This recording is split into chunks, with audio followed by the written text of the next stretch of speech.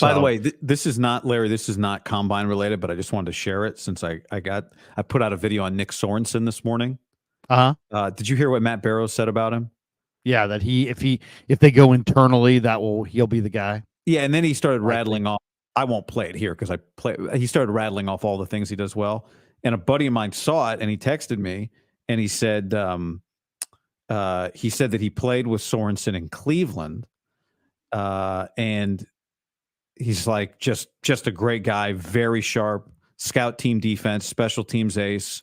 Always respected him because he lasted so long, but physically looked like an average Joe. Didn't look like a pro athlete, but was fast and played hard with great technique.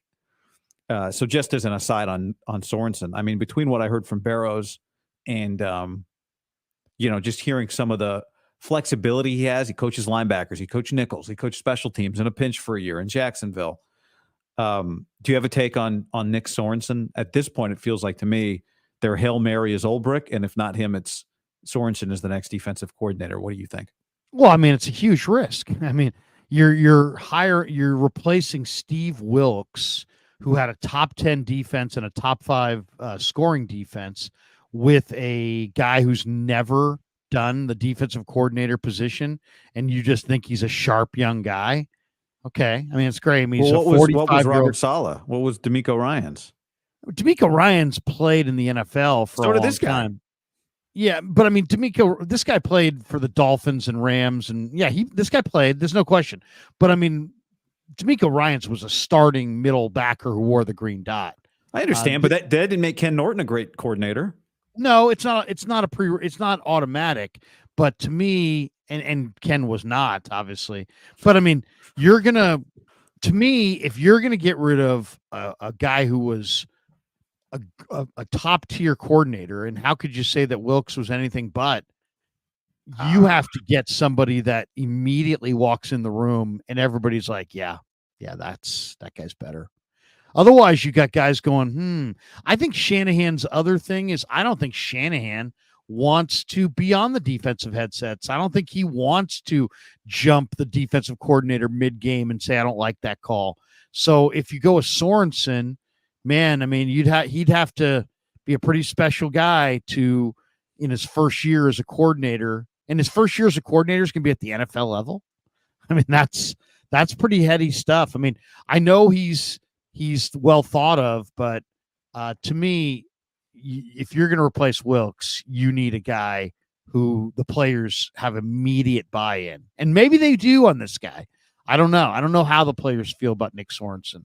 But he's never done it before, and that always makes me a little skeptical. Well, first of all, how the players feel is critical, right? I mean, he filled in for a year as a linebackers coach, so you got a pretty good idea how Fred Warner feels. And we know that Kyle's not afraid to take Fred Warner's feedback because he did it this year with Steve Wilks.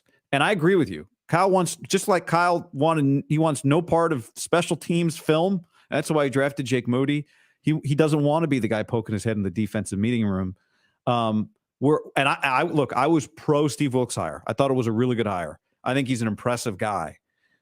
I do think you can debate whether or not he's an established and proven defensive coordinator.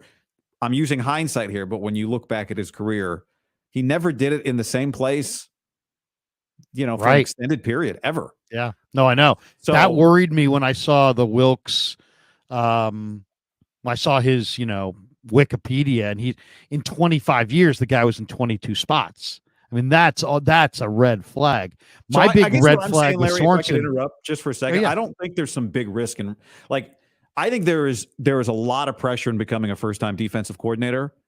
I don't think any of that comes from replacing Steve Wilks. You know what I mean? Like, you're not replacing Dick LeBeau here, with all due respect. No, but you were there when Wilks would speak. I mean, the man had a strong presence about him. Definitely. And my bigger issue with Sorensen is he may be more head coach than coordinator. Yeah, there's that. But it's not that I think Wilks was incredible. I just think that you're going to have to get somebody who you really feel great about. And Sorensen's only been with the Niners since 2022. Yeah. So he's only had 2 years in the organization. I don't know. I mean, I don't know him, so I'm not going to sit here and say that he can't do it. I just think that man, if you can get, I mean, I'm thinking big, I'm thinking big names.